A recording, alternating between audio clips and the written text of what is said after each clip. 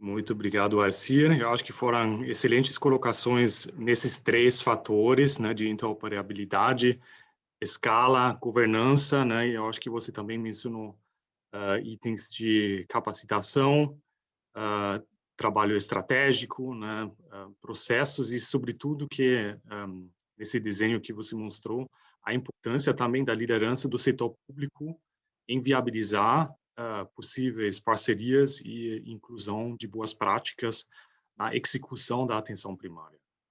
Então, muito obrigado para essas colocações. Eu acho que agora estamos abertos aqui para discussão, comentários, dúvidas, perguntas. E gostaria de começar, talvez, o Omar, que vai ajudar aqui com essas perguntas no chat.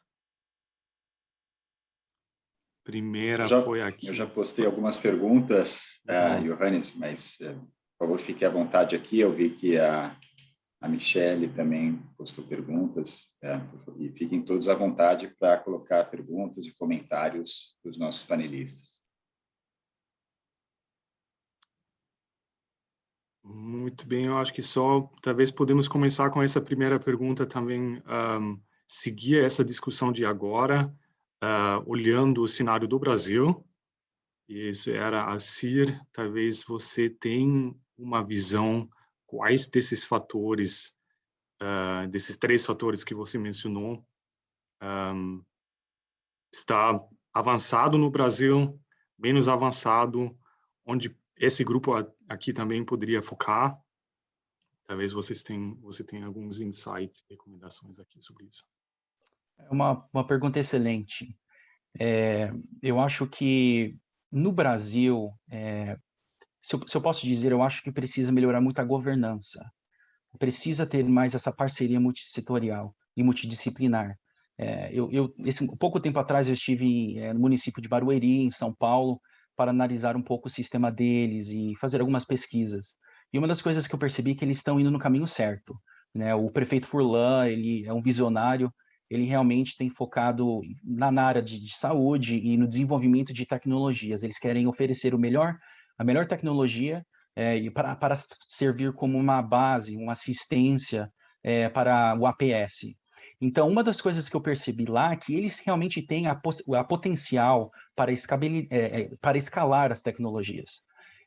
Mas o aspecto de governança em geral no Brasil, eu acho que precisa melhorar um pouco no aspecto multissetorial. Eu acho que precisa ter mais pessoas, mais organizações, inclusive internacionais, que podem oferecer vários conselhos de como nós podemos reestruturar a nossa governança para poder estabelecer diretrizes na área de interoperabilidade, porque também isso também é um problema. Uma excelente pergunta. Muito obrigado.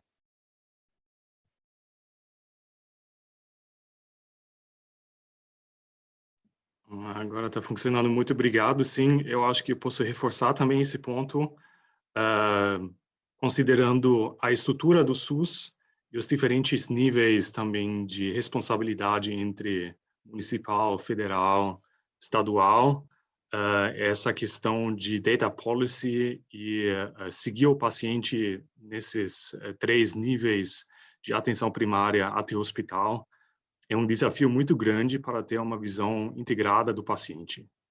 Então, eu acho que também isso tem alguns avanços já acontecendo no Brasil que está olhando essa integração, mas eu acho que também tem muitas possibilidades e oportunidades pela frente a serem incluídas aí.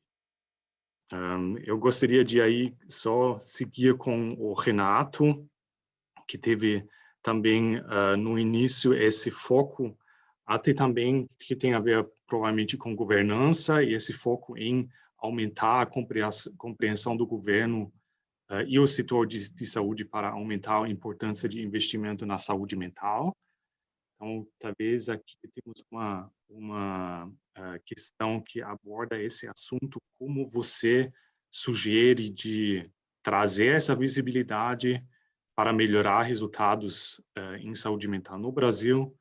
Quais são, do seu ponto de vista, argumentos relevantes para convencer o setor público de investir nessa área?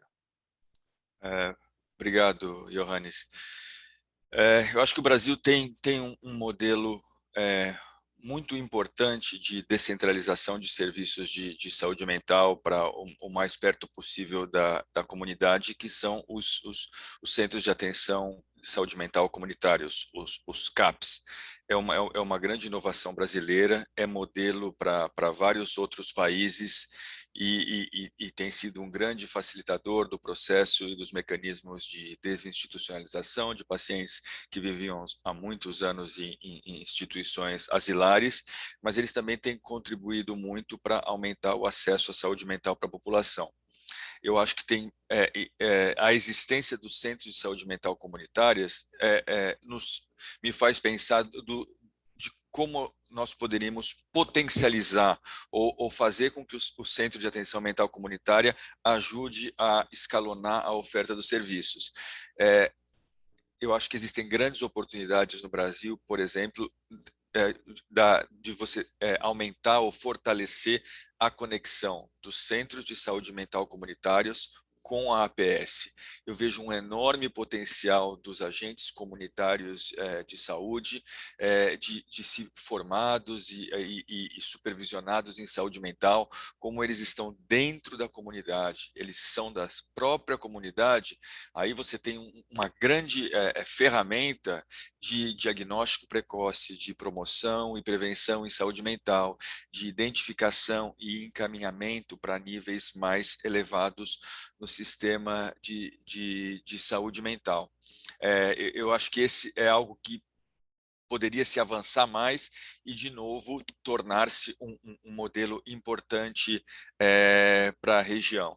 E, sem dúvida, quanto a investimento, que era principalmente a sua principal pergunta, eu acho que, ao longo dos anos, o Brasil tem investido mais em saúde mental na comunidade. É importante que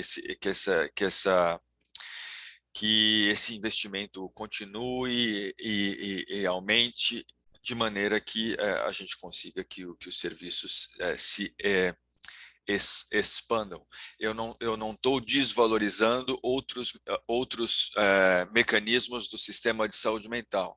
É claro que a atenção especializada em saúde mental ela tem um papel também que é importante, mas ela por si só ela não consegue aumentar a cobertura, que eu acho que é o nosso grande desafio, aumentar a cobertura. Então ela precisa estar muito bem conectada com serviços comunitários expandidos.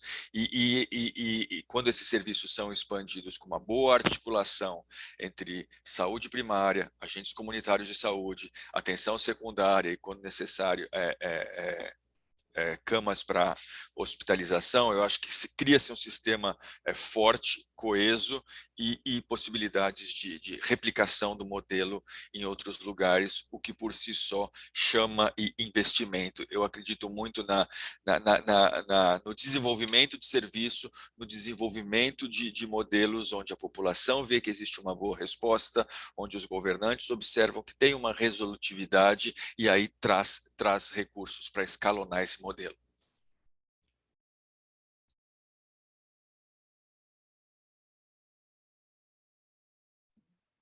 Muito obrigado, Renato. Eu acho que eu gostaria de trazer esse pensamento de abordagem holística que você mencionou, de integração do sistema de saúde para atender saúde mental, e seguir com uma questão, ou pergunta ali pela Cristina. Você mencionou esses vários desafios também que tem a ver com, eu acho que com uma visão holística do atendimento às DCNTs, que vocês estão observando um aumento nos desafios de health equity, sobretudo agora acelerado através da Covid.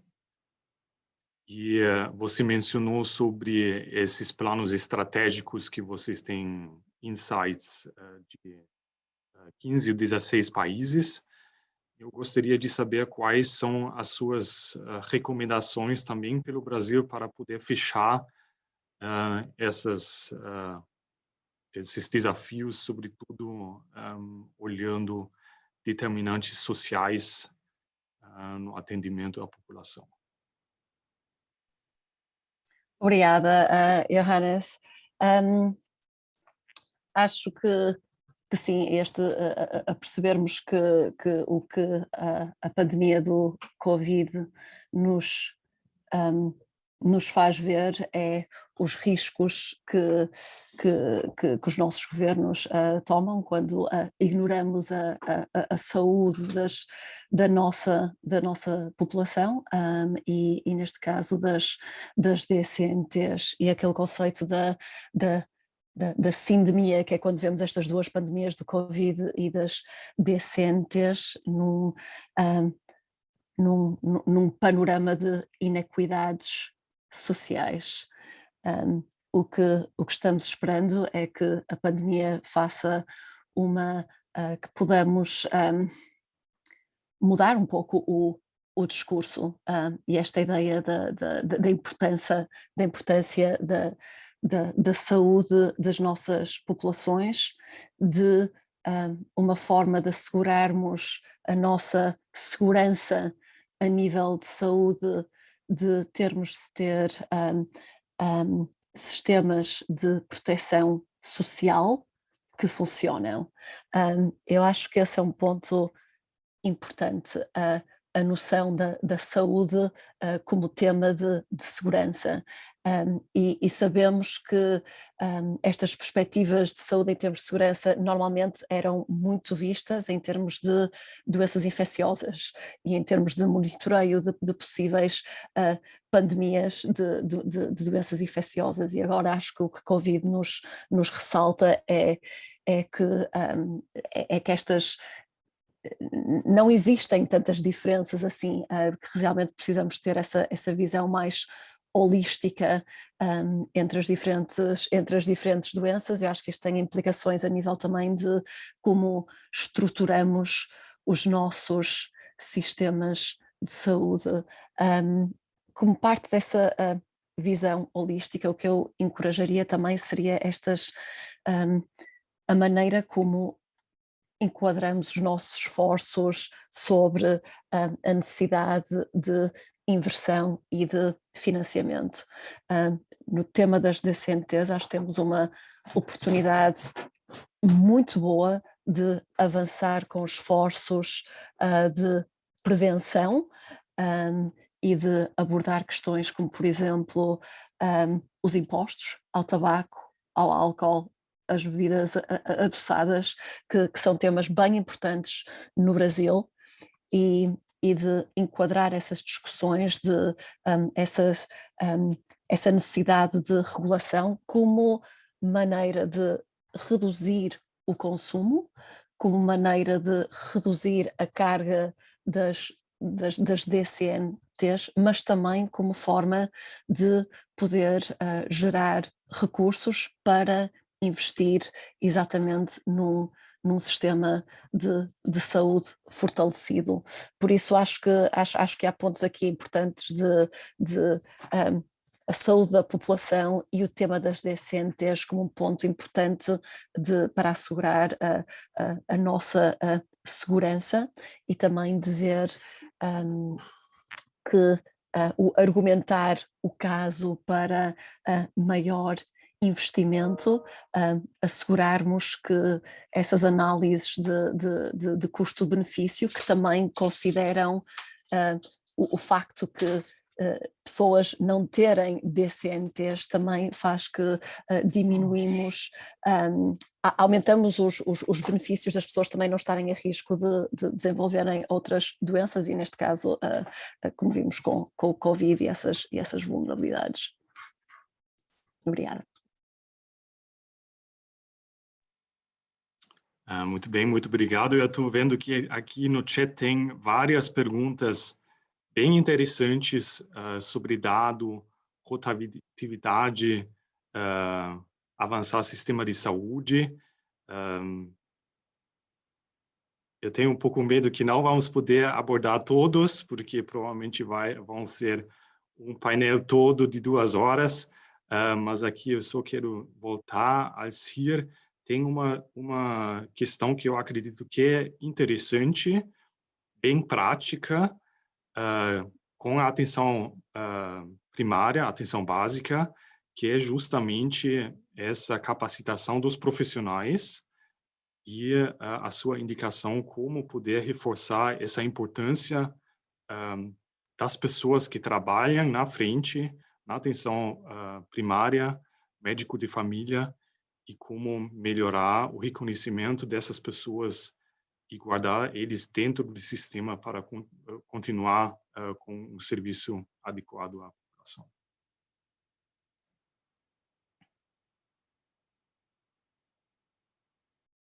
Ok, é que eu não estava conseguindo tirar aqui. Obrigado. Não, essa é uma pergunta excelente. Uma das ideias que tá flutuando aqui nos Estados Unidos, aspecto é de como que nós podemos capacitar os nossos médicos, os nossos trabalhadores na área da saúde, para aceitar, né, essas novas plataformas ou ferramentas. Que aqui o sistema de educação é um pouco diferente de vários dos países, mas era criar como um requerimento para ter uma matéria que foca na área de tecnologia e aplicativos, para desenvolver esse conceito logo no começo da educação, para ensinar os médicos, as enfermeiras, não só como utilizar, porque utilizar, cada sistema é diferente, muitas das vezes você vai para um outro lugar, e é um sistema totalmente diferente, mas a importância, né, estabelecendo a base de educação e mostrando a importância do impacto que tem não só na saúde da nossa população, mas para o futuro, é essencial para trazer essas pessoas na mesa, para iniciar a colaboração. Então, para ter essa colaboração, para ter essa comunicação entre vários setores, várias disciplinas, precisa começar na educação. Então, eu acho que esse é um ponto essencial. Isso é um dos problemas que estamos encontrando na África. Por exemplo, Ruanda é um dos países onde está surpreendendo muita gente nos avanços de tecnologia e integração de tecnologia no seu sistema público. Mas um dos problemas que eles ainda estão enfrentando é que eles não têm médico suficiente, e aqueles que estão na área, eles têm ou dificuldade de utilizar as tecnologias, ou eles não estão aceitando. Então, mesmo que eles avançaram, né, a integração de vários aplicativos, plataformas, no seu próprio sistema de saúde, eles não focaram no aspecto mais importante, que é a educação. Então, acho que essa seria a minha recomendação para o Brasil e os outros países que estão passando pelo mesmo problema.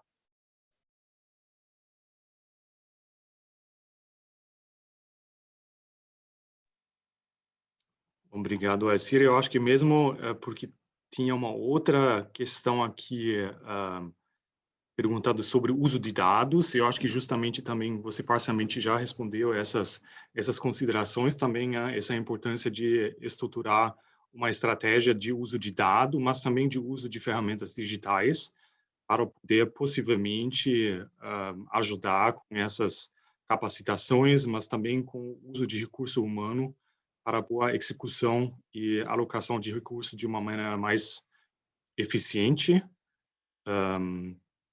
Então, muito obrigado para essa colocação também. Eu gostaria de, só por interesse, também perguntar ao Renato como, na área de saúde mental, essas questões de dado, análise de dado, utilização de dado implementado, se tem alguns exemplos que você pode compartilhar com o grupo aqui.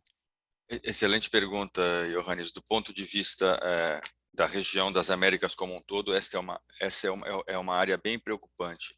Nós fizemos recentemente, junto com os Estados-membros, a revisão do Plano Regional de Saúde Mental para as Américas, que expirou no ano passado, de 9 indicadores que os Estados-membros se dispuseram a monitorar ao longo do tempo.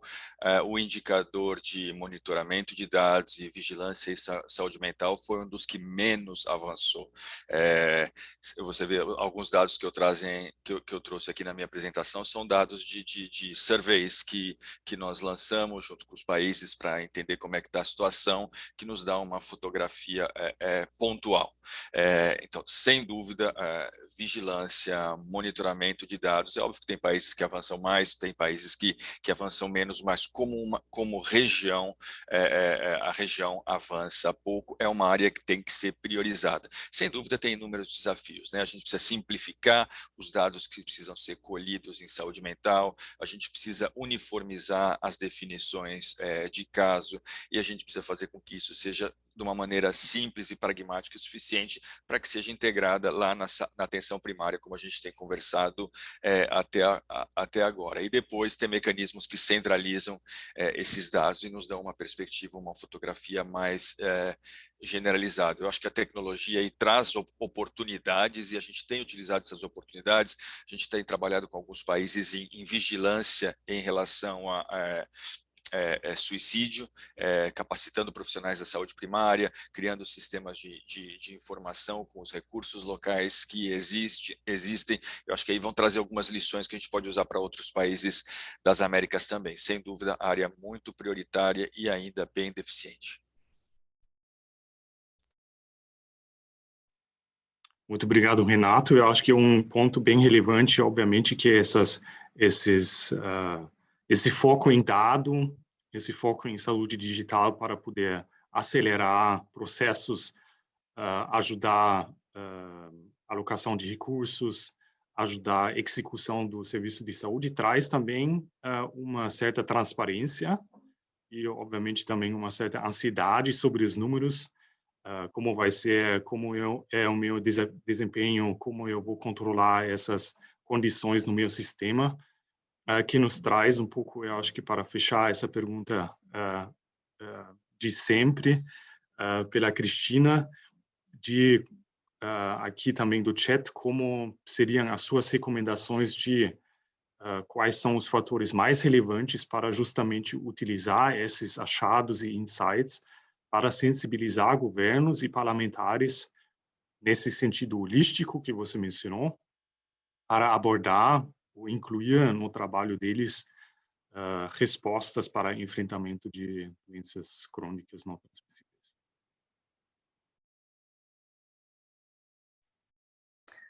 Sim, obrigada, Johannes, pela pergunta. Acho que, bom, como uma organização de sociedade civil, a NCD Alliance, acho que um ponto importante aqui que gostaríamos de ressaltar é, tocou-se antes, a necessidade de uma abordagem de toda a sociedade. E quero ressaltar aqui a importância do papel da sociedade civil. Há toda uma série de recomendações, ações que são urgentes e prioritárias para os nossos governos, e queria ressaltar o papel da sociedade civil em fazer esta incidência política, poder argumentar os casos com a evidência que existe, os dados que precisamos também para a rendição de contas. Acho que é outro ponto importante, tomando aí o ponto de Johannes sobre a importância da transparência, não é? Mas então esta importância do papel da sociedade civil para fazer esta incidência política e rendição de contas. Acho que vemos todos, acho que todos pessoalmente passamos momentos difíceis com a crise do Covid. Acho que há argumentos muito, muito importantes para assegurarmos esta resiliência e fortalecimento de sistemas, olhando mais para a frente, para evitar passarmos por situações como passamos. Mas acho que este ponto da rendição de contas é bem importante, e fazer um monitoreio das ações do governo, Brasil, a nível regional, a nível global, para termos esses sistemas no lugar. Obrigada. Sim, eu acho que para fechar agora é só agradecer Alcia, Renato, Cristina, muito obrigado de estar aqui com nós. Obrigado para todos de colocar aqui as perguntas no chat. Talvez vamos ter a possibilidade de ainda responder algumas por escrito. Muito obrigado de novo. Agradeço bastante pela abertura de compartilhar aqui os seus achados científicos, opiniões institucionais. E gostaria aqui de passar ao Mark para fazer fechamento e próximos passos.